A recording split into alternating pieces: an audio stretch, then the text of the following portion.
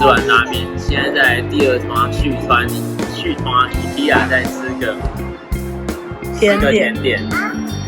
这个是 IKEA 新做的那个不知道什么东西，叫 blueberry 哦 ，blueberry 的蛋糕，看起来很好吃。然后这个我最爱了，就是我也不知道什么 chocolate 对，吃起来最好吃的。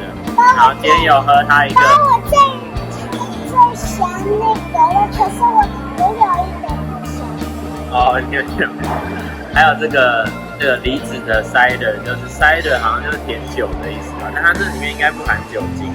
0.1%，0.1%，所以其实喝起来蛮好喝的。